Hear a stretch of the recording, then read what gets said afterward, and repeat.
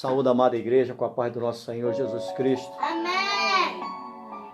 Hoje estamos aqui para mais um estudo que fala a respeito do verdadeiro significado dos livros que estão escritos na Bíblia. Na semana passada eu coloquei de Mateus até 2 Coríntios. Não teve tempo de eu dar todos os livros do Novo Testamento, porque é uma coisa um tanto quanto prolongada, mas nós estaremos dando hoje a partir do livro de Gálatas. Mas eu estaria aqui colocando aqui o tema base, né? Que é onde está o livro no livro de 1 Coríntios, capítulo 1, no verso 17 e verso 18, e Gálatas 1:8. No 1 Coríntios, capítulo 1, no verso 18, verso 17 e verso 18, diz assim: porque Cristo enviou-me não para batizar, mas para evangelizar, não em sabedoria de palavras, para que a cruz de Cristo não viesse a se fazer vã.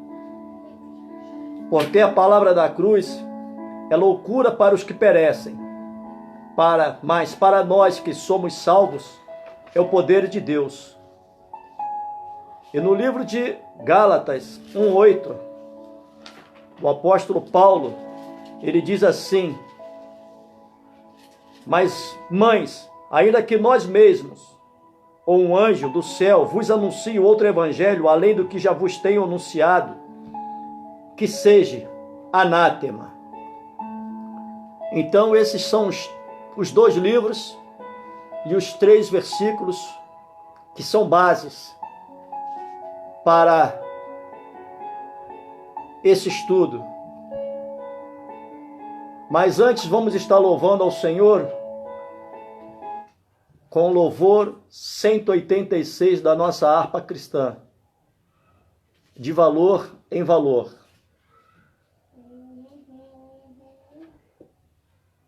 Tem um refrão que diz: quero andar de valor em valor e seguir a Jesus, meu Senhor, até que um dia receba no céu a coroa que me dará Deus. Às vezes eu fico me auto-perguntando, como o Senhor diz, né? Guarda o que tu tens para que ninguém roube a tua coroa. Isso é muito sério. Guarda o que tu tens para que ninguém roube a tua coroa. O apóstolo Pedro uma vez falou para o Senhor: para onde haveremos de ir nós, se só tu tens a palavra de vida eterna? Esta palavra, chamada Bíblia, as Escrituras Sagradas, é ela que cura, é ela que salva, é ela que liberta. É ela que nos dá a vida eterna. Me perdoe o que eu vou falar, não esse evangelho fajuto que hoje tem se pregado dentro das igrejas. Porque verdadeiramente hoje, lamentavelmente, é muito triste nós vermos o tipo de evangelho que tem se pregado hoje dentro das igrejas. Um evangelho mentiroso, um evangelho enganoso, um evangelho fajuto, um evangelho que lamentavelmente, eu não vou generalizar, porque o Senhor diz em meio à palavra dele que ainda existe profeta em Israel. Com raríssimas exceções, ainda tem igreja, muito poucas, lógico, que verdadeiramente pregam o verdadeiro significado de cada livro da Bíblia, desde Gênesis até o livro de Apocalipse.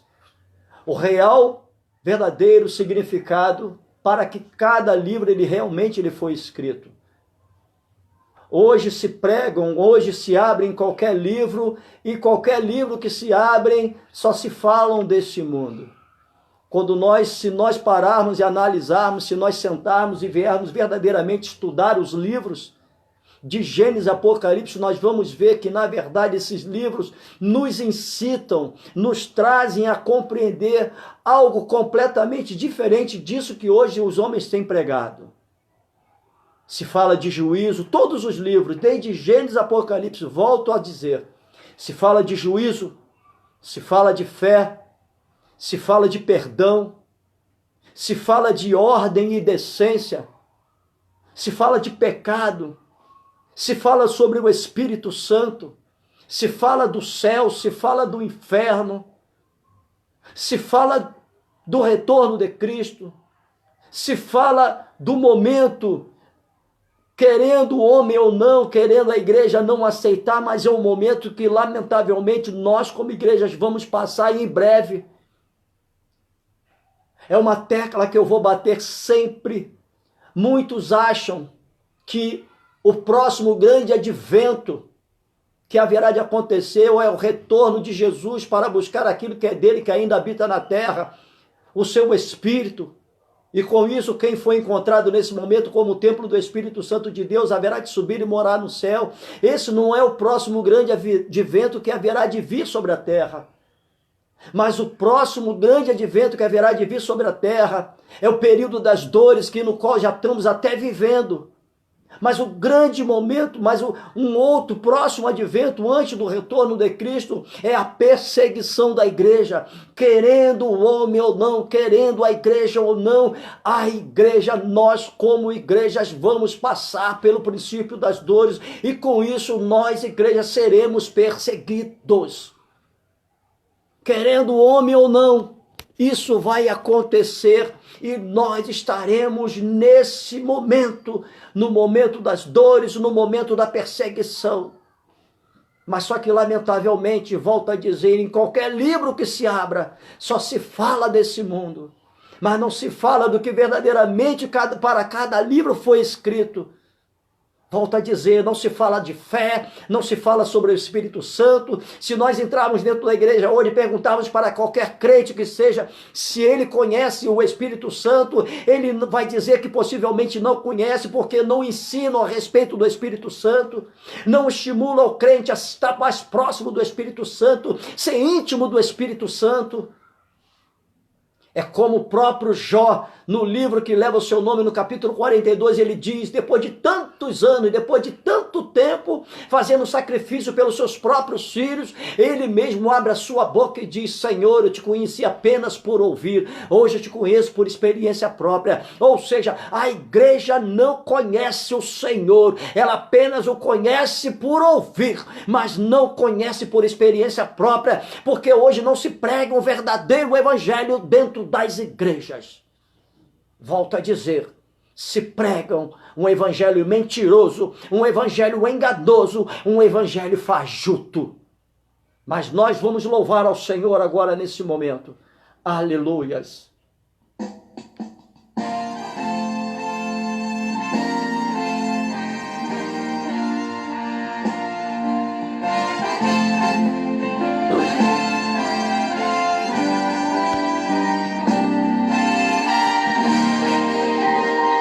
Aleluias.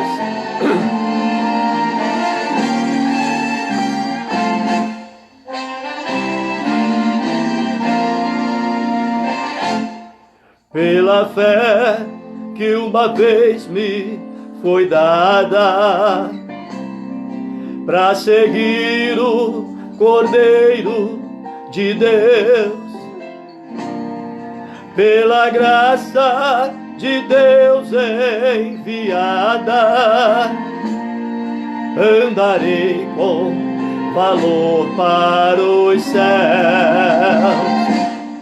Quero andar de valor em valor e seguir a Jesus meu Senhor, até que um dia receba no céu a coroa que me dará Deus.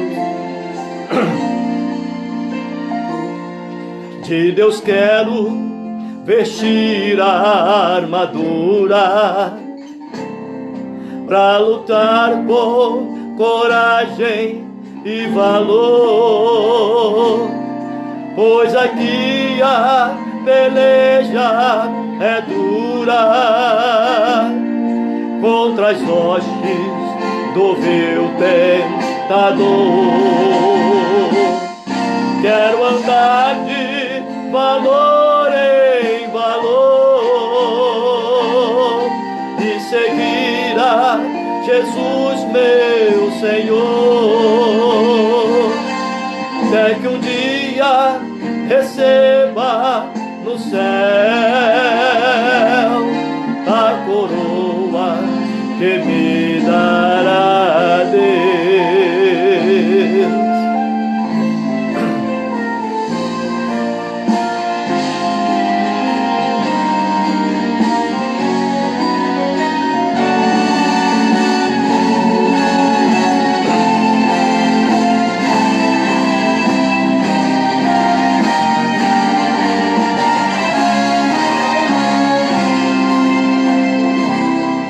Em Jesus eu farei 1000 proezas no combate da fé e do amor. Nele tenho vigor e destreza para lutar e para ser vencedor. Quero andar de valor em valor e seguir a Jesus, meu Senhor, até que um dia receba no céu a coroa que me dará Deus.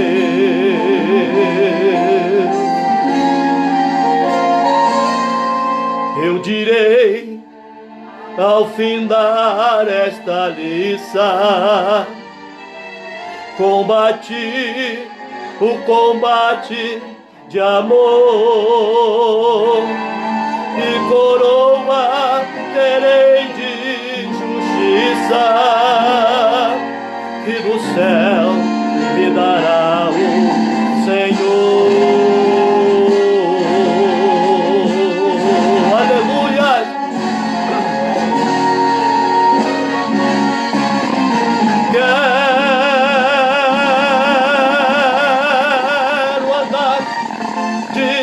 Valor em valor e seguir a Jesus, meu Senhor, até que um dia receba no céu a coroa que me dará Deus.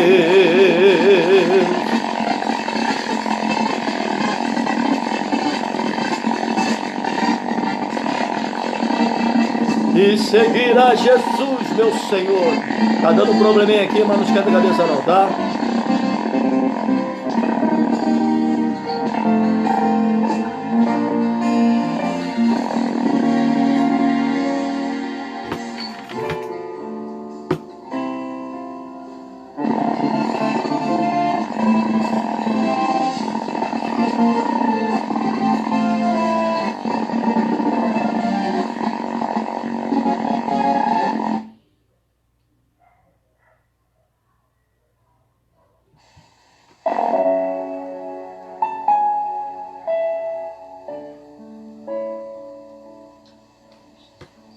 Bem, vamos dar continuidade aqui ao estudo.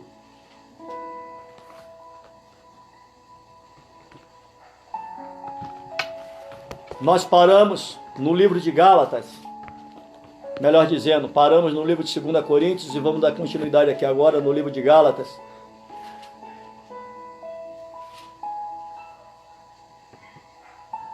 A respeito dos verdadeiros e reais significados, o porquê e para que, na verdade, com que intuito, temas e propósitos que os livros eles foram escritos. Qual o propósito do livro de Gênesis? Qual o propósito do livro de Isaías? Qual o propósito e tema do livro de Ezequiel? Qual o propósito e tema do livro de Moisés, de Lucas, Atos? E a gente pode ver que os reais propósitos e temas para o qual os livros foram escritos, eles verdadeiramente eles não são colocados hoje para que o cristão para que a igreja ela possa verdadeiramente vir a ser ensinada para o real significado de cada livro. Nós vemos que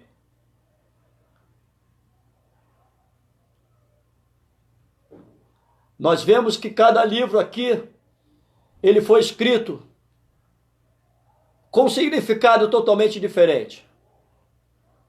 Nós podemos ver que o livro de Gálatas,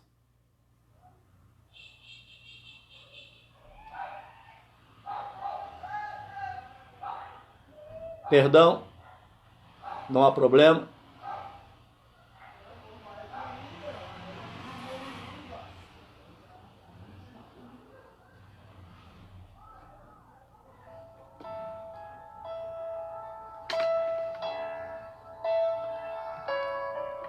Nós podemos ver que o livro de Gálatas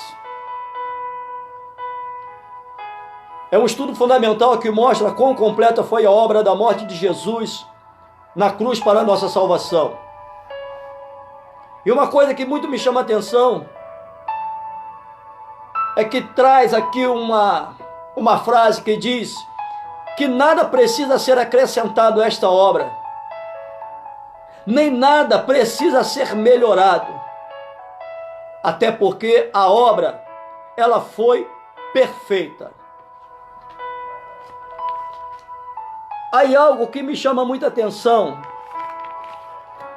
Veja o que o Senhor fala através da vida do apóstolo João no livro de Apocalipse, capítulo 22, no verso 18. Veja bem, aqui no estudo, o real significado, propósito e tema do livro de Gálatas diz: não precisa ser acrescentado nada a esta obra, a este livro, a nenhum desses livros. Melhor dizendo, a este livro que tem um conteúdo de 66 livros. Não existe a necessidade de acrescentar, nem de tentar melhorar nada. Até porque esta obra ela é perfeita. E aqui no livro de Apocalipse, capítulo 22, no verso 18, o apóstolo João lhe diz assim: porque eu testifico a todo aquele que ouvir as palavras da profecia deste livro que, se alguém lhes acrescentar alguma coisa, Deus fará vir sobre ele as pragas que estão escritas neste livro. E se alguém tirar quaisquer palavras do livro desta profecia, Deus haverá de tirar a sua parte da árvore da vida e da cidade santa, que estão escritas nesse livro. Veja bem, eu vou repetir aqui, Gálatas é um estudo fundamental que mostra quão perfeita, quão completa foi a obra da morte de Jesus na cruz para a nossa salvação.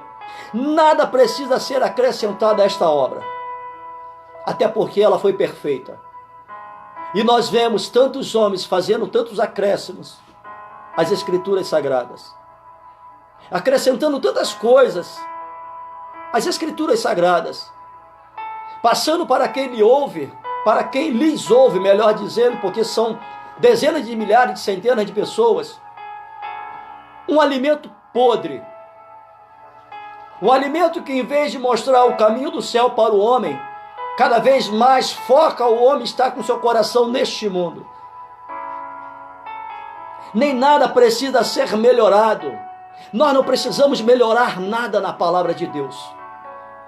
Não existe a necessidade do homem querer melhorar, porque apesar de ter sido escrito por mãos humanas, mas a palavra de Deus ela diz que foi todos os livros inspirados pelo Espírito Santo de Deus.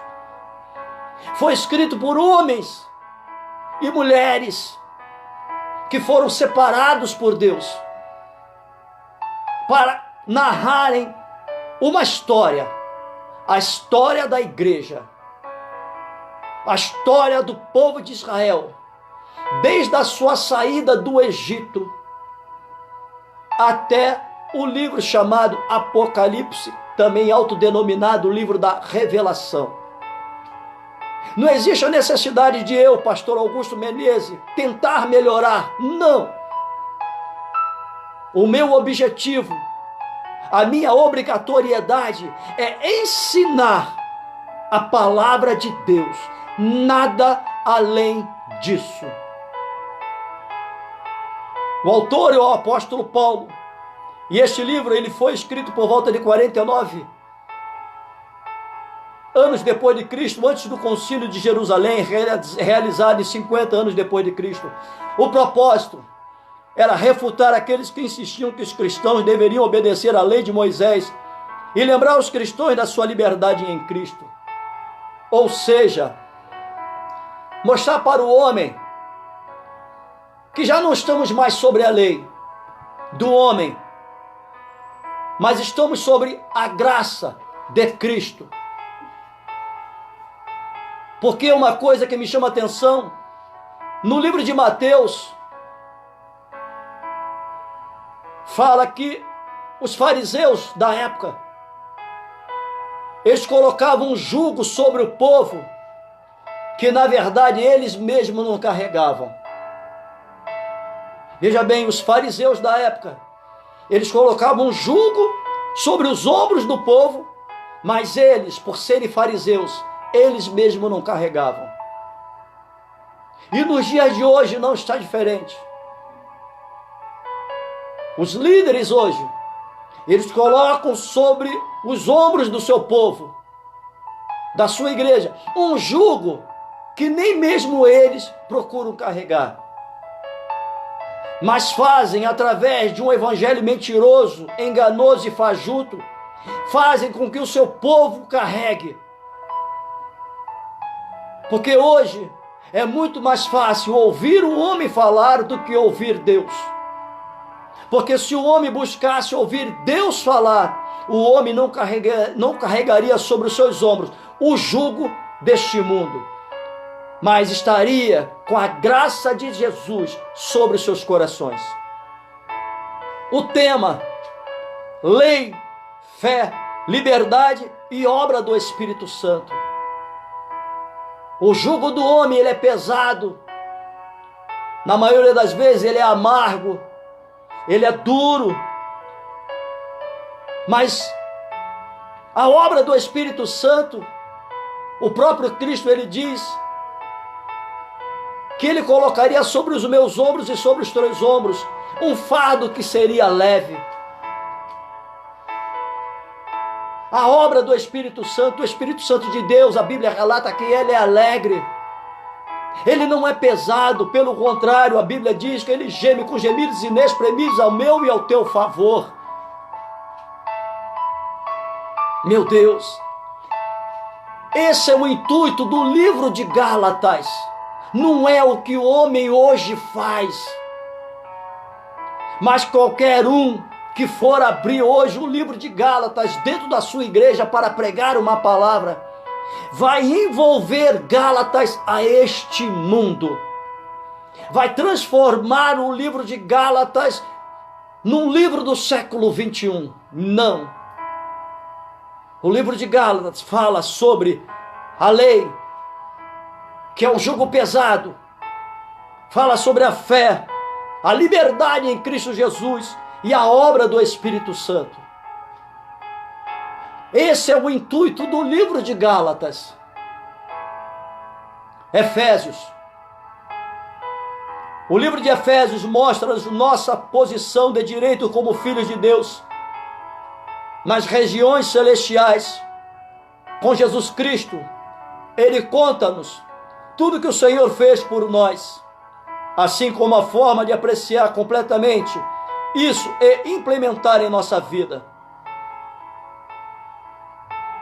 O livro de Efésios mostra-nos nossa posição de direito como filhos de Deus nas regiões celestiais. Com Jesus Cristo, ele conta-nos tudo que o Senhor fez por nós, assim como a forma de apreciar completamente isso e complementar isso em nossa vida. Veja bem, esse livro nos mostra o direito de sermos chamados filhos de Deus. E conta para mim e para você o que Jesus fez por nós. Mas na sua concepção, o que é mostrar o que Jesus fez por mim e por você? Só que o homem hoje vai deturpar esse sentido, o que Jesus fez por mim e por você. Jesus fez uma única coisa por mim e por você. Melhor dizendo, ele fez duas coisas. Primeira, ele veio na figura de um homem quando não havia necessidade. Segunda, ele morreu na cruz para que nós não morrêssemos e fôssemos para o inferno. Nada além disso. Mas o homem vai deturpar esse sentido, mostrar o que Jesus fez por nós. Aí vai mostrar o que Jesus fez por nós para com este mundo. Não! Jesus não fez por nós neste mundo, apesar dele ter vindo na figura de homem, mas ele também era 100% Deus. Então, na condição de 100% Deus, mesmo na figura humana, ele veio para fazer algo por nós, para que pudéssemos ter a oportunidade de herdarmos o céu. Então, quando ele vem no contexto para nós termos a oportunidade de herdarmos o céu, ele abre mão deste mundo. Mas, lamentavelmente, qualquer um que for abrir o livro de Efésios, vai dizer que Cristo fez neste mundo. Ele era homem, mas ele também era Deus. Ele veio na figura humana, mas ele mesmo na figura humana, em todo o tempo aqui nas terras, ele permaneceu santo e em meio à sua santidade. Porque veja bem, ele permaneceu santo enquanto nós nascemos do pecado, enquanto estivermos nesse corpo corruptível, seremos pecadores. Mas ele mostrou na sua santidade humana, porque ele mesmo tendo nascido de mulher, mas ele não nasceu através de um ato sexual. Ele nasceu pelo Espírito Santo, sem a necessidade de conhecimento, homem e mulher, José e Maria. Por isso, a santidade de Cristo não tem nada a ver com este mundo. Ele nos deu a oportunidade de herdarmos o céu, vindo a esta terra, mas em meio à sua santidade, ele não envolveu esta terra com o céu. Meu Deus! O autor, o apóstolo Paulo, este livro foi escrito em 61 anos depois de Cristo, durante o encarceramento de Paulo em Roma. Qual é o propósito deste livro? Fortalecer os crentes ao explicar a natureza e o propósito da igreja, o corpo de Cristo. Veja bem, fortalecer os crentes ao explicar a natureza e o propósito da igreja. Esse é o propósito do livro de Efésios. Mas será que os homens hoje pregam esse propósito? De fortalecer a nós como cristãos dentro da igreja? Explicar a natureza, fortalecer os crentes ao explicar a natureza e o propósito da igreja. Qual é o propósito da igreja hoje? Será que o propósito da igreja hoje é ela crescer em termos de tijolos, em termos de pedra, em termos de cimento, em termos de areia, em termos de ferro? Não, este não é o propósito da igreja. O propósito da igreja hoje, como foi lá atrás, no momento em que esse livro foi escrito, é que a igreja cresça espiritualmente, não materialmente. O corpo de Cristo. O que é o corpo de Cristo? O Senhor só pode se fazer cabeça de um corpo quando o corpo está em concordância. Se houver panelinhas dentro de uma igreja, não adianta que o cabeça não se encontra dentro deste corpo. Porque quando se tem panelinhas, não se tem concordância. Quando tem-se divisão no corpo, não se tem concordância. E se não se tem concordância, a cabeça não existe. Qual é o tema? A igreja, o corpo de Cristo, o grande propósito de Deus na história. E olha só, a unidade da igreja, conduta cristã. Qual é o exemplo, qual é o testemunho de conduta cristã que a igreja hoje tem passado para a sociedade? Qual é o testemunho de conduta cristã que a igreja hoje tem passado para aqueles que enxergam a igreja? Podemos dizer que a igreja hoje ela vive uma unidade. Podemos dizer que a igreja hoje ela é o corpo e que Cristo é o cabeça. Meu Deus, a igreja hoje ela está muito longe, muito distante de realmente ser um corpo e ser direcionado pelo Senhor. Muito longe, porque não se pega o propósito de cada livro, não se colocam os verdadeiros temas no qual os livros são elaborados, para qual foram escritos. Filipenses, esse livro explica a mentalidade, a atitude e a perspectiva que o crente deve ter se deseja experimentar a alegria do Senhor em um mundo atribulado. Repetindo, esse livro explica a mentalidade, a atitude e a perspectiva que o crente deve ter se deseja experimentar a alegria do Senhor em um mundo atribulado. O que isso quer dizer? É nos ensinar a mentalidade, nos mostrar, nos fazer entender e nos envolver com a mentalidade de Cristo. Será que nós temos a mente de Cristo? Meu Deus, estamos muito longe de ter a mente de Cristo. Muitos podem até me indagar, mas pastor Augusto, nós não teremos condições de ter a mente de Cristo. Podemos sim. O apóstolo Paulo, ele fala algo muito sério, melhor dizendo, duas coisas muito sérias. Ele diz que não mais ele vivia nele, mas o Senhor vivia nele. E ele fala em 1 Coríntios 11:1, sejais meus imitadores, assim como eu de Cristo. Paulo tinha a mente de Cristo. E se ele tinha, ele diz para que nós venhamos imitá-lo. E se nós conseguirmos imitar a Paulo, nós teremos a mente de Cristo. Não é difícil. A igreja hoje, lamentavelmente, ela não tem a mente de Cristo, porque não se ensina sobre a mente de Cristo. Colossenses, o propósito, agradecer aos filipenses o presente que lhe enviaram, e encorajá-los, descrevendo o contentamento que encontrou em Cristo Jesus. Agradecer aos filipenses o presente que lhe enviaram e encorajá-los, descrevendo o contentamento que encontrou em Cristo Jesus. Ou seja, o apóstolo Paulo, ele ensinou a igreja de Filipenses a respeito da mente de Cristo. E a igreja de Filipenses ficou alegre, ela se alegrou, ela se contentou, porque ela conheceu a mente de Cristo através do apóstolo Paulo. Até porque, até então, a igreja não conhecia.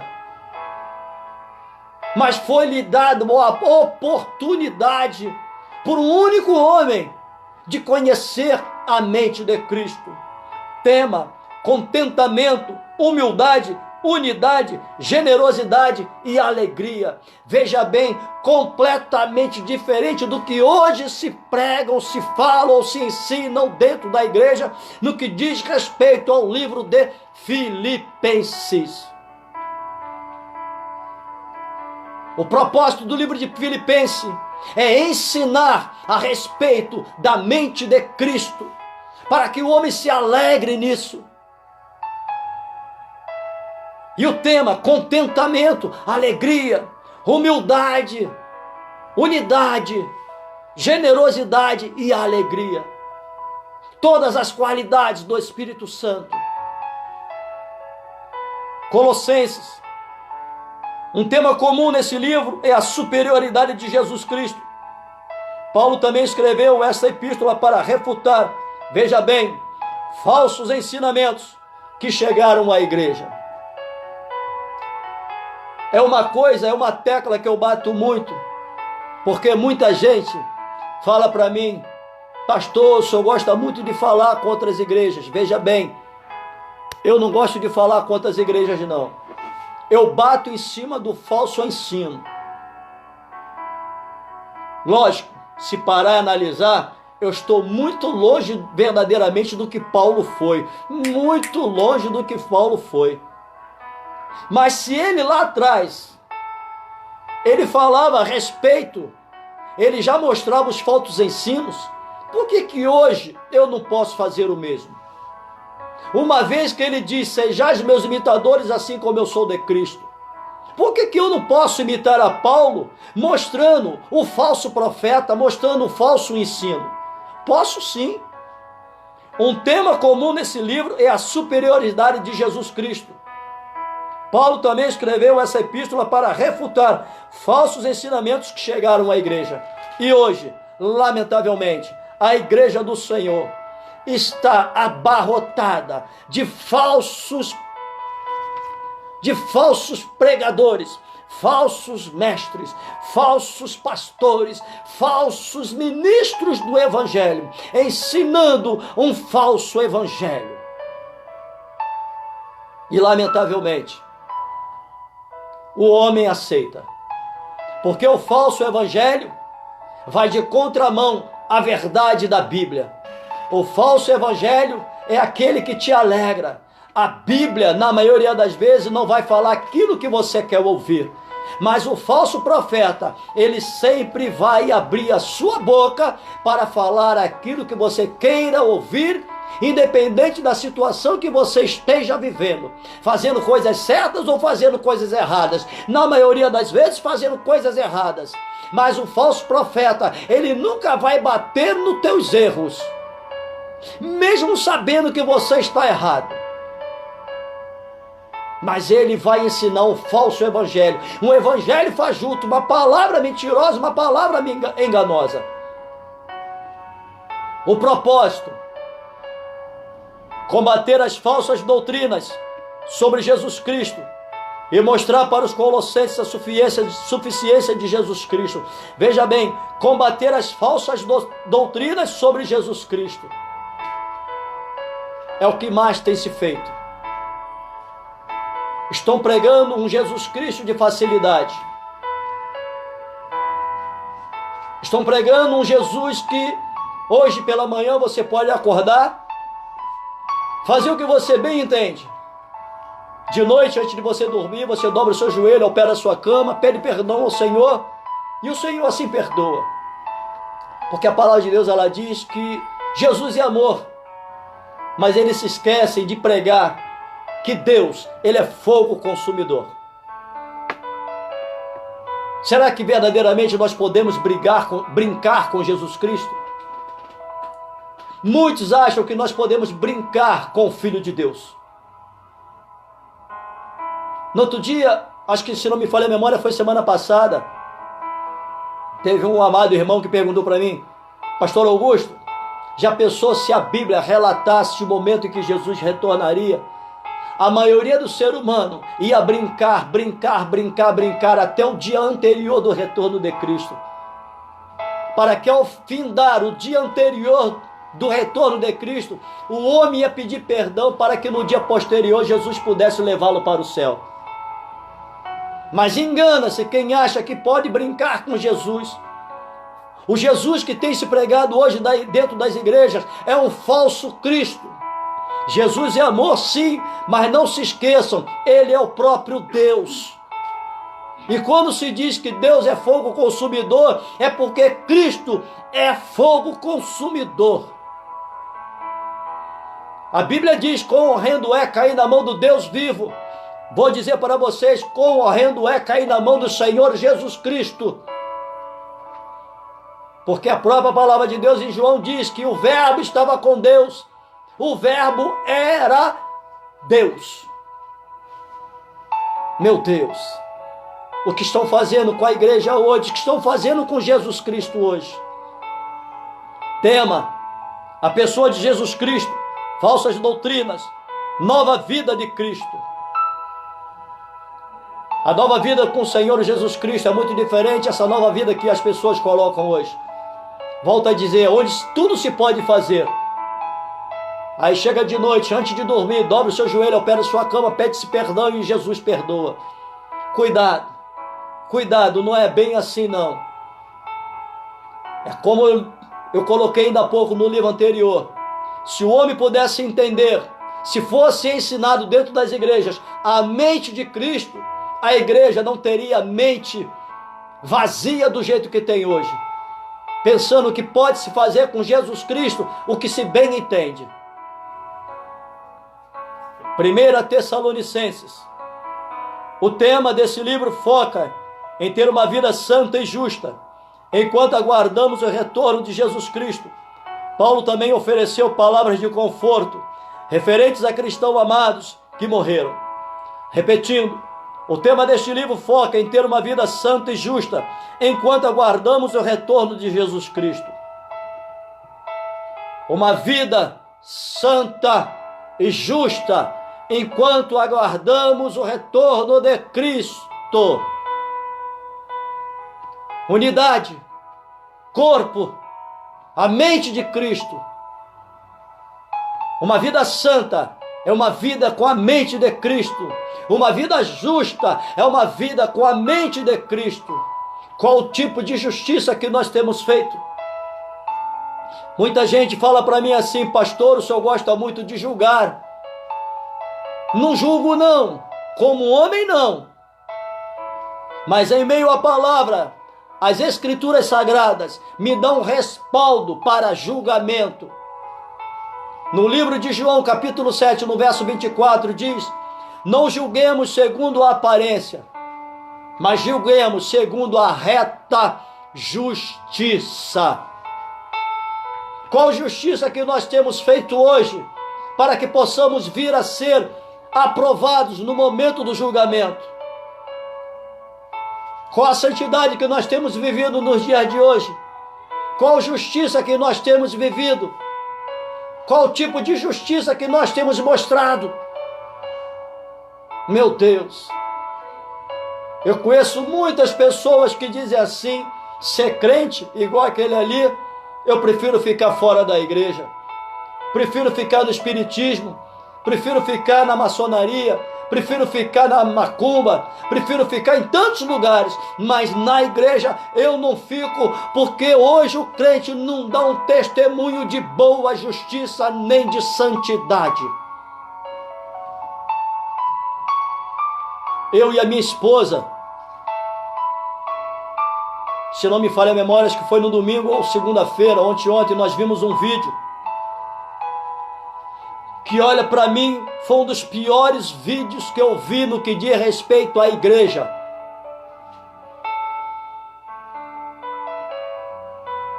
O nosso aniversário manifestado na vida de uma mulher,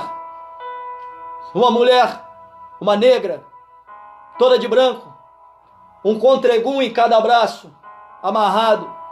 Para aqueles que vieram do espiritismo, sabem o significado do contregum. É algo de palha, com búzio amarrado. E aquela mulher entra dentro de uma igreja. O vídeo tem 7 minutos. O adversário envergonha aquela igreja, desde o porteiro até o pastor da igreja. Envergonha. 7 minutos. O diabo brinca dentro daquela igreja.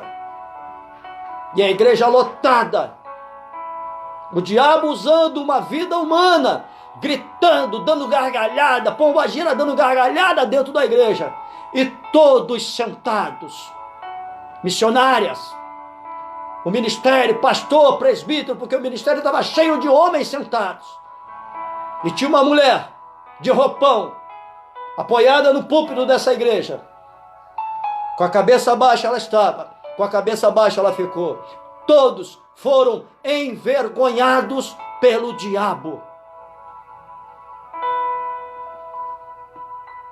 Se foi envergonhado e ninguém falou nada, deixou o diabo fazer o que quisesse dentro daquela igreja, é porque aquela igreja não tem a mente de Cristo, não é uma igreja santa. E o diabo mesmo falou ali por inúmeras vezes que aquela igreja foi reprovada. O próprio dirigente da igreja ficou sentado, não teve autoridade para repreender aquele demônio. Se o próprio pastor da igreja não tem autoridade para repreender Satanás dentro da igreja, no qual ele dirige, quanto mais as suas ovelhas. Essa é a situação da igreja do século 21. É uma igreja aqui na Baixada Fluminense, da cidade do Rio de Janeiro. Porque não se ensinam, na verdade, o propósito real de cada livro. Mas se falam de tanta coisa, só não se falam verdadeiramente o que tem que se falar, o que tem que se pregar, o que tem que se ensinar.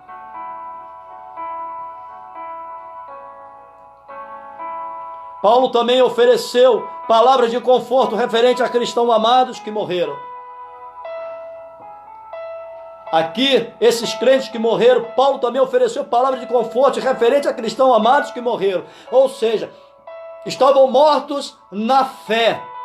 Porque você não pode trazer conforto quem já morreu descer a sepultura. Não. Aqui Paulo ele se identifica com os cristãos que estavam fracos na fé. Paulo os abraçava.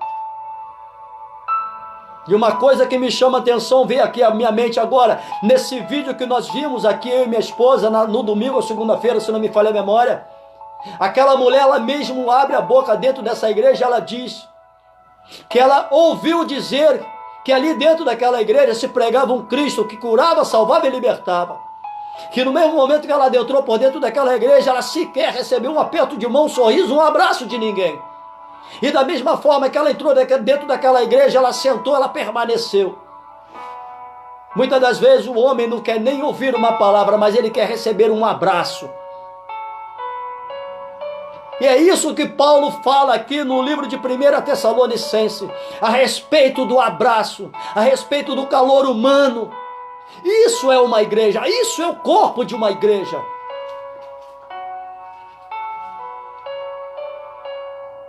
Propósito: encorajar os crentes tessalonicenses na fé e assegurá-los a respeito da volta de Cristo. Encorajar os crentes tessalonicenses na fé e assegurá-los a respeito da volta de Cristo. Encorajar, abençoar, dar uma palavra de ânimo, dar uma palavra de você vai conseguir, nós juntos. Não diga que simplesmente o homem ou a mulher, a pessoa vai conseguir. Não diga que você com ela, ela com você. Diga, nós vamos conseguir. É como Abraão, antes de subir o Monte Moriá com Isaac, ele, Isaac e mais 2 servos dele, quando chega ali no sopé do Monte Moriá, Abraão ele fala algo muito sério, muito interessante. Ele diz assim para os seus servos: ficai aqui até que nós voltemos. Abraão não diz ficai aqui até que eu volte, não, ele diz até que nós voltemos. Ou seja, ele sabia que ele retornaria com Isaac. E olha que o Senhor pediu Isaac para sacrifício, mas ele creu que naquele grande momento, que no momento, na hora H, Deus haveria de prover o sacrifício e não haveria necessidade de Isaac ser sacrificado. Abraão, ali no sopé do Monte Moriá, ele deu uma palavra profética de fé, que ele e Isaac voltariam, retornariam, desceriam o monte. E qual a palavra profética de fé que você tem dado para o teu irmão? Você tem dado uma palavra que vai deixá-lo para baixo? Ou você tem dado uma palavra que vai levantá-lo? Aleluias! Tema: fé, perseguição, esperança no retorno de Cristo e a ressurreição do Senhor. Quando nós falamos aqui sobre a ressurreição de Cristo, podemos falar também sobre a nossa ressurreição. Porque a palavra de Deus, ela diz que aquele que perder a sua vida por Cristo, achá-la-á. Ou seja, humanamente dizendo, no corpo físico humano morreremos, mas renasceremos sobre um corpo espiritual, ressurreição espiritual. Será que nós temos pregado isso? Será que nós temos ensinado isso? É esse o propósito e o tema do livro de 1 Tessalonicense. Mas a gente vê que nada disso se tem ensinado, nada disso se tem pregado dentro das igrejas. Por isso que nós vemos as igrejas do jeito que elas se encontram. Vazia, cheias de gente, porém vazias de Deus, vazias de Cristo, vazias do Espírito Santo. Uma igreja rica materialmente, porém pobre espiritualmente. Uma igreja que, se Jesus voltar agora, pode ter certeza, ela vai estar reprovada. Poucos serão os que serão aprovados. É como as 7 igrejas da Ásia, que o apóstolo João escreve uma carta para cada uma delas. Das 7 igrejas, 5 foram reprovadas, só 2 foram aprovadas. Ali, o livro de 2 Tessalonicense, essa carta oferece encorajamento aos crentes que enfrentavam a perseguição. Veja bem, essa carta oferece encorajamento aos crentes que enfrentavam perseguição. Ou seja, 2 Tessalonicense, ela foi escrita muito depois do livro de Mateus. E no livro de Mateus, capítulo 24 e capítulo 25, já fala a respeito da perseguição da igreja. Já fala a respeito do princípio das dores. Ou seja, a igreja de Tessalonicense, ela já vinha sendo perseguida. Volto a dizer, bato nesta tecla, engana-se você que pensa que você, que eu, que nós, como igreja, não haveremos de ser perseguidos. Se a igreja de Tessalonicense, ela foi perseguida lá atrás, imagina nós nos dias de hoje. Você tem se preparado? Será que você vai suportar as dores? Você vai ser perseguido. E caso você seja capturado? Eu não estou vendo filmes futuristas não, tá? Mas eu estou colocando uma veracidade para você, que é uma coisa real. E realmente isso vai acontecer. Em meio à perseguição, se tu for capturado, tu vai suportar as dores? Tu há de suportar os tormentos? Se te colocarem, como Paulo foi colocado para receber tantos açoites, o que você vai fazer? Paulo recebeu 117 açoites, ou seja, 3 quarentenas menos uma, somadas dá 117 açoites. E a Bíblia não diz que Paulo deu um ai, murmurou, ou reclamou, ou chorou. Ele suportou 117 açoites e não negou Jesus. Será que você suporta 117 açoites? Será que você suporta 2 açoites? Será que você suporta 1 açoite? Meu Deus!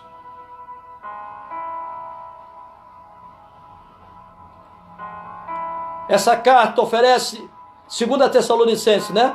Essa carta oferece encorajamento aos crentes que enfrentavam perseguição. Ela também oferece correto ensinamento sobre o dia do Senhor, um assunto confuso para alguns crentes tessalonicenses. Olha só, hein? Ela também oferece correto ensinamento sobre o dia do Senhor. Qual o ensinamento que você tem recebido dentro da tua igreja a respeito do retorno de Cristo? Será que dentro da tua igreja, o teu líder, ele tem colocado isso para você? Que antes do retorno do Senhor, haverá um outro advento, como eu falei aqui no início desse ensinamento?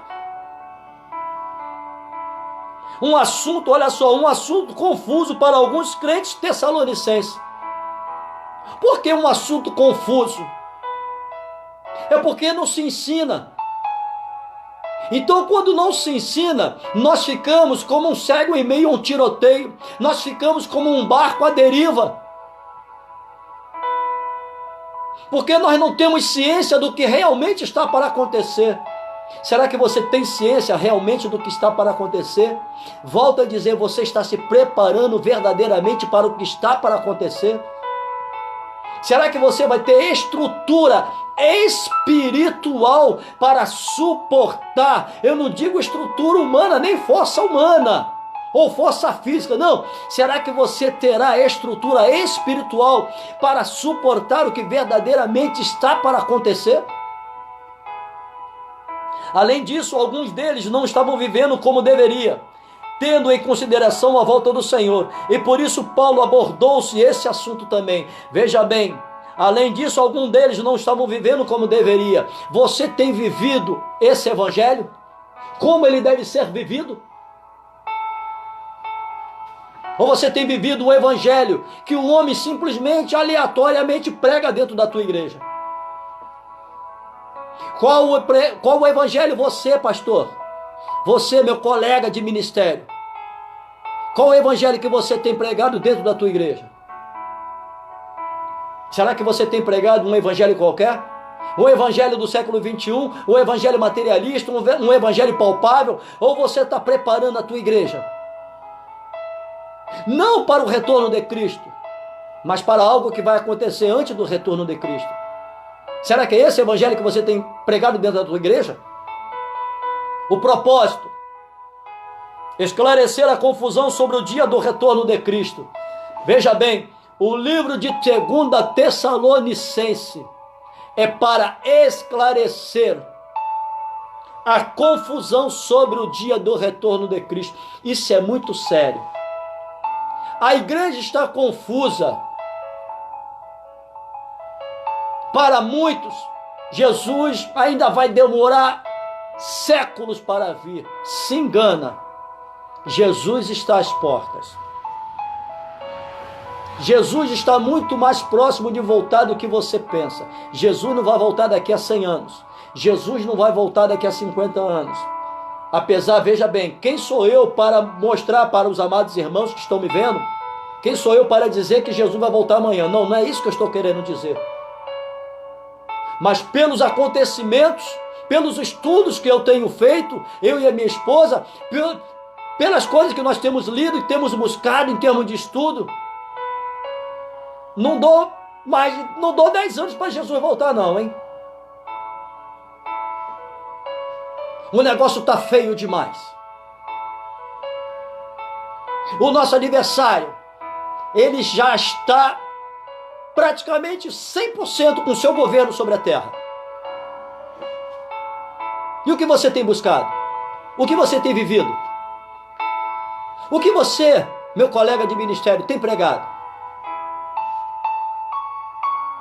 Tema: a perseguição, retorno de Cristo, o homem do pecado e a grande rebelião, resistência. Olha só, a perseguição, mais uma vez, retorno de Cristo, enfatiza isso. O homem do pecado, ou seja, o anticristo, ele já se encontra no nosso meio. Só que ainda não foi lhe dado 100% de governar este mundo. Mas ele já está usando milhares de pessoas. As 13 famílias mais ricas e poderosas do mundo. O clube dos bilionários. Os Illuminates. A maçonaria. A grande rebelião. E veja bem, a resistência. Qual o significado de resistência para você? Será que você já viu aquele filme, O Exterminador do Futuro? Desde o primeiro filme, né? Que teve acho que 3 ou 4, se não me falha a memória. Desde o primeiro filme, houve um grupo chamado Resistência. Ou seja, que lutava sobre o governo das máquinas. A resistência eram seres humanos que não se prostraram, que não aceitaram o governo das máquinas e lutavam contra o mesmo. Para se ter uma resistência, veja bem, para se ter uma resistência, é sinal que se há uma perseguição. Não existe resistência se não tiver perseguição. Se não existir perseguição, com certeza não vai haver resistência. Agora, se existe uma resistência, um povo que resiste, é porque existe uma maioria que persegue. Meu Deus, isso é muito sério. 1 Timóteo. Paulo, com a inspiração do Espírito Santo, declarou qual deve ser a conduta da igreja e como seus líderes devem ser. Meu Deus. Paulo, com a inspiração do Espírito Santo, declarou qual deve ser a sua conduta dentro da igreja e como seus líderes devem ser. Ou seja, qual a minha e a tua conduta dentro da igreja e qual a conduta de nós, ministros do Evangelho. Porque uma coisa que eu costumo dizer, a igreja é aquilo que o ministro é no púlpito. Se nós, como ministros eclesiásticos dentro de uma igreja, nós temos uma boa conduta e pregamos o verdadeiro Evangelho de Cristo Jesus, ou seja, o Evangelho da cruz de Cristo, pode ter certeza, nós teremos uma xerox lá embaixo de quem nos ouve e de quem nos vê. Agora, se nós no ministério não tivermos uma boa conduta, não pregamos a cruz de Cristo, mas pregamos este mundo, pode ter certeza, nós vamos fazer com que todos que nos veem e que nos ouvem, coloquem seu coração não na cruz de Cristo, mas neste mundo. E Jesus voltando, não fica somente a igreja não, principalmente aqueles que estão sentados no altar. Porque somos nós que vamos ter que dar conta daquele no qual estão nos ouvindo. Embora o próprio Timóteo já fosse pastor, essas palavras aplicam-se a todos que querem ser usados por Deus e que suas vidas possam vir a fazer a diferença. Veja bem, Timóteo ele já era um pastor, mas mesmo assim o apóstolo Paulo o orientava. Os líderes hoje não querem orientação de ninguém. Vai você dizer que um pastor está errado no que ele fez? Meu Deus, a maioria dos pastores, a cada 100, 99 nunca acha que errou. Por eles serem pastores, eles acham que eles estão acima do erro. O pastor nunca acha que erra, ele sempre se enxerga como tal, pobre. São pastores pobres.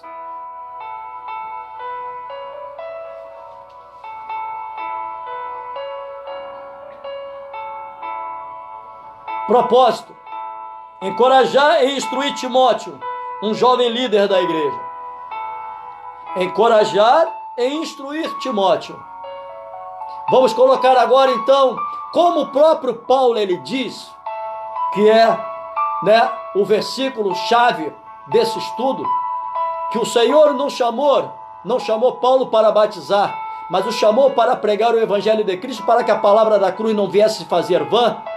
E ali em Gálatas 1:8 ele diz que se ele mesmo, ou eles, ou anjos desçam do céu, vos anunciam outro evangelho que não seja aquele que ele estivesse pregando, que ele estivesse ensinando, que não aceitasse, que viesse a ser um evangelho anátema, então vamos substituir o ensino de Paulo para as escrituras sagradas, porque era a cruz de Cristo que Paulo ensinava. Por que não vamos buscar a instrução nas escrituras sagradas? Que por mais que nós venhamos a ter 50 anos de igreja, nascer em berço evangélico, ter pregado durante tantas décadas, mas aos olhos de Cristo, nós somos jovens pastores, nós somos meninos, as mulheres são meninas, nós homens somos meninos, não somos mais do que ninguém. Nós somos aquilo que o Senhor venha querer que nós venhamos a ser. Mas na verdade nós não somos nada. Porque Ele mesmo diz que se nós não clamarmos, as pedras haverão de clamar.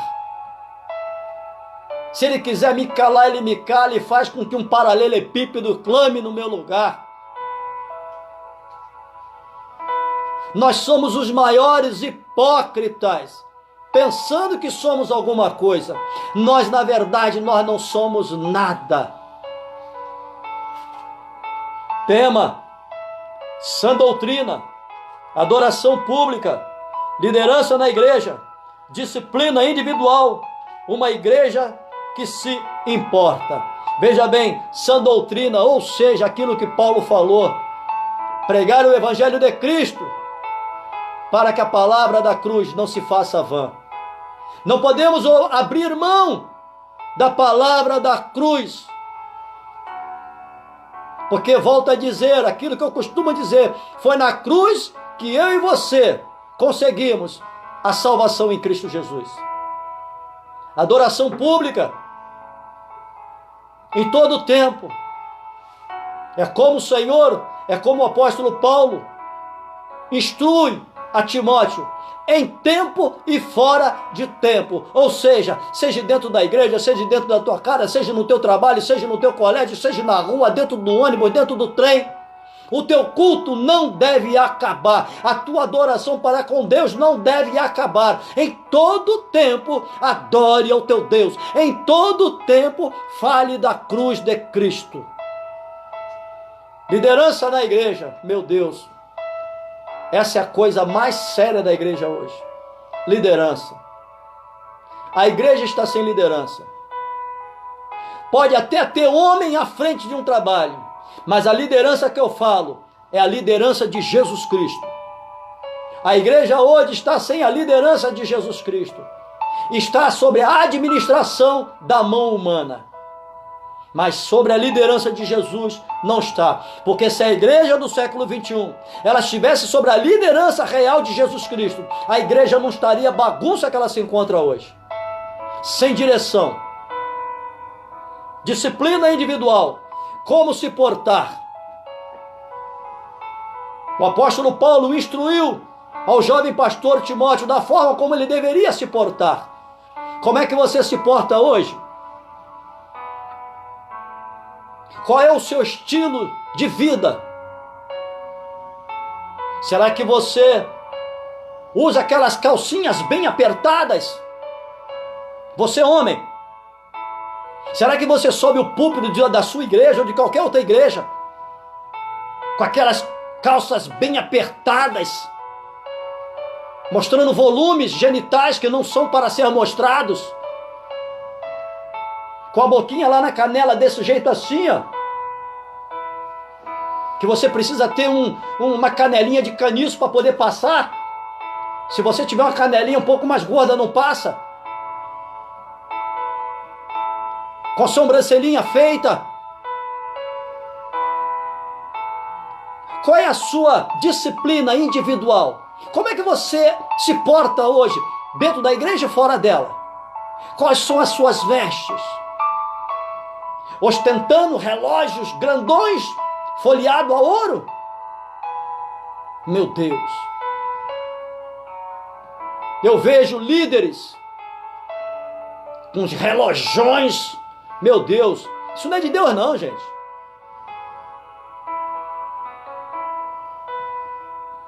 Eu vejo líderes com roupas hiperapertadas. Será que o Espírito Santo de Deus ele se agrada disso? Mulheres, calças apertadíssimas, subindo o púlpito, pregando, mostrando a curva do seu corpo.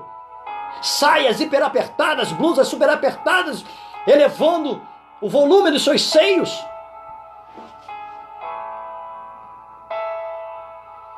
Meu Deus. Atiçando, a mulher atiçando o homem com essas roupas apertadíssimas, atiçando as jovens. E aí? A palavra de Deus diz assim: ai daquele por onde fizer um dos meus pecar. Será que você, meu amigo, que vai para a igreja desse jeito, desta forma, com esse tipo de roupa ridícula, nojenta, será que quando uma jovem olha para você, o que passa na mente dessa jovem? Ou você, mulher, que usa esse tipo de roupa Quando o homem olha para você, o que você acha que passa na mente desse homem? Será que você, homem, você, mulher, faz isso para incitar o pecado nos olhos dos jovens e das jovens? Do homem e da mulher? Cuidado, ai daquele por onde fizer um dos meus pecar. Você, com a tua falta de disciplina individual, por falta da tua moral individual, você está fazendo o seu irmãozinho e a sua irmãzinha pecar. Pode não pecar na prática, mas peca aqui, ó, no pensamento. Uma igreja que se importa com o quê? Se importa com o quê? Com o que você se importa quando você vai para a tua igreja?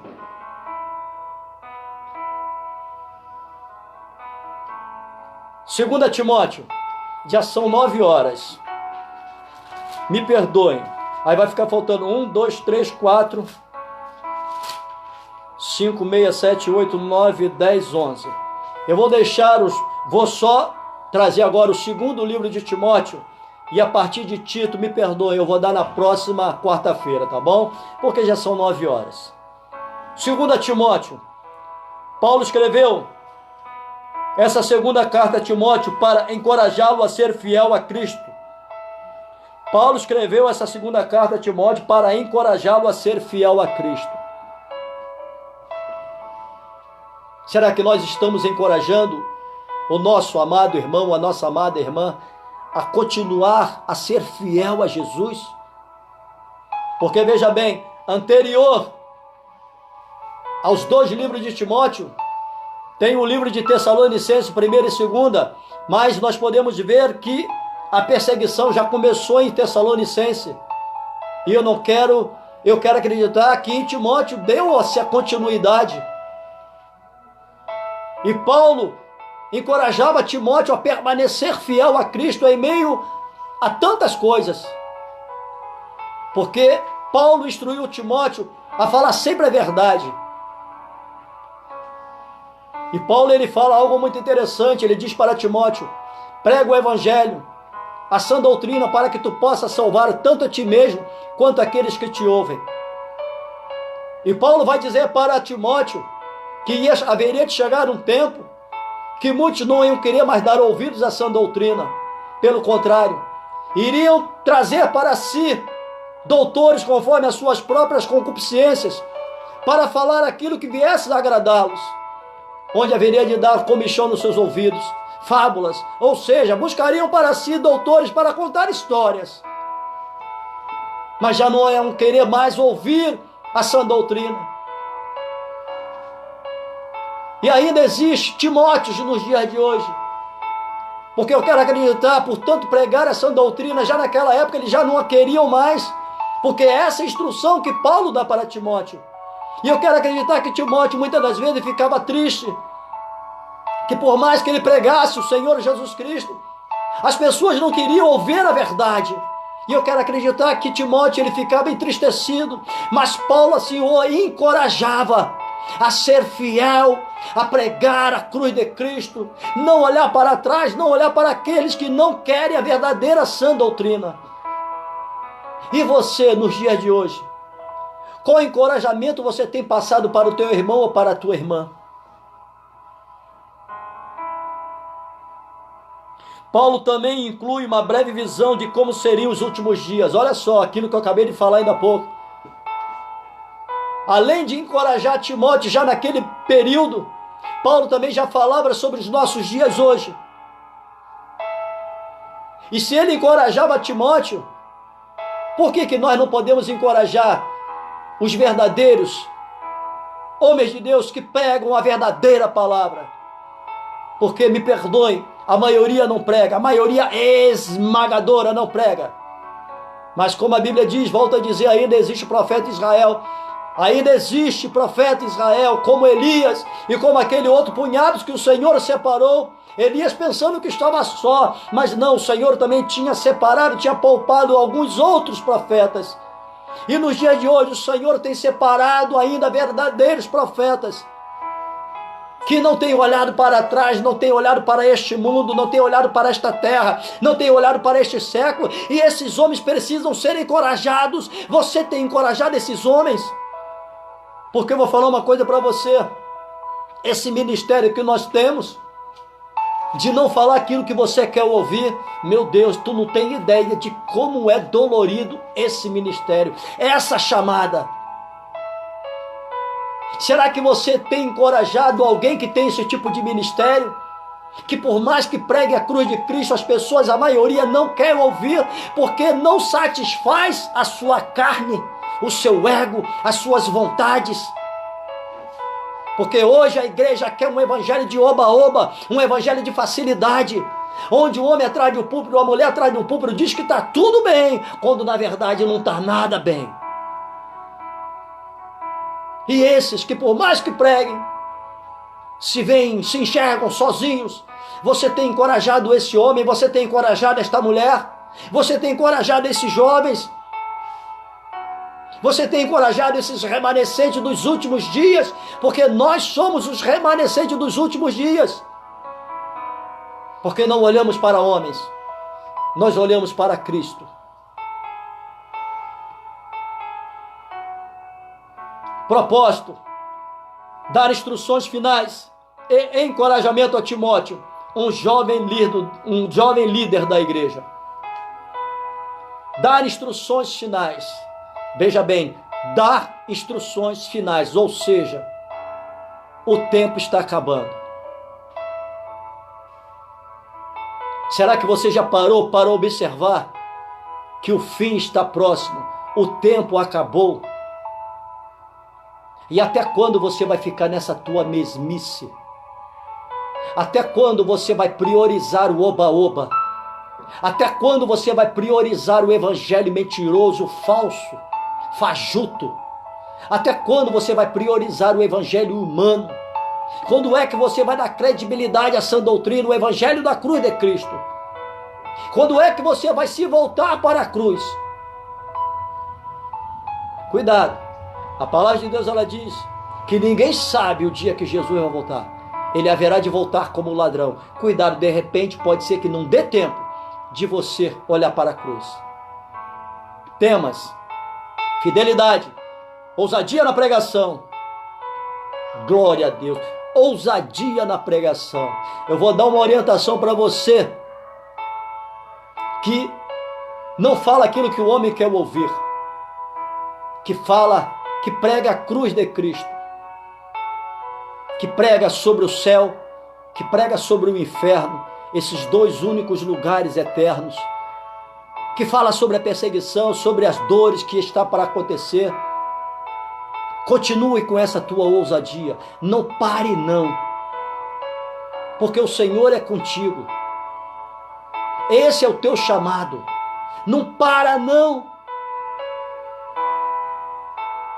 Mesmo que você seja açoitado, mesmo que você seja apedrejado, mesmo que você seja caluniado, mesmo que se levante trocentas pessoas contra você, mesmo que possivelmente você olhe no ângulo de 360 graus e você não enxergue ninguém, mas não pare, continue, porque esse é o teu chamado. A rebelião vindoura contra Deus, ou seja, muitos vão aceitar o sistema. A maioria vai aceitar aquilo que o meu e o teu adversário vai propor. A maioria vai dizer sim ao anticristo. A maioria vai se prostrar diante do anticristo. Principalmente a maioria dos crentes. A igreja, ela não vai se prostrar, ela já está prostrada. Essa é a diferença. A igreja do século 21, ela já se prostrou diante do anticristo. Porém, ainda dá tempo de se levantar e voltar ao primeiro amor. Mas a cada 100 igrejas, 90 está prostrada diante do anticristo.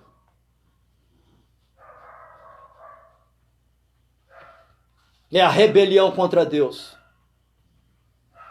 Porque não querem Deus. Deus é muito diferente desse mundo.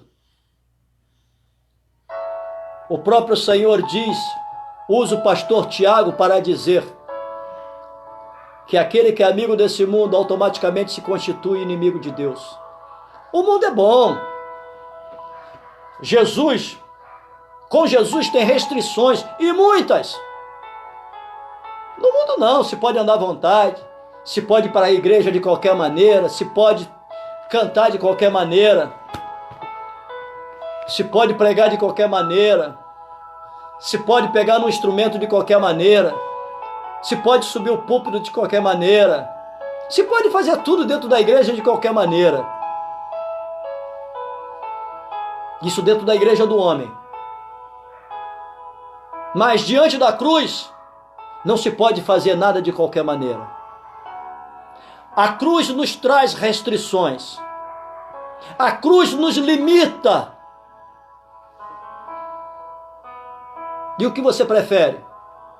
Esse mundo ou a cruz? Para você, o que é esse livro? As Escrituras Sagradas, chamada de Bíblia. Um livro que contém 66 livros. Na próxima quarta-feira, eu dou continuidade. Retornaremos a partir do livro de Tito.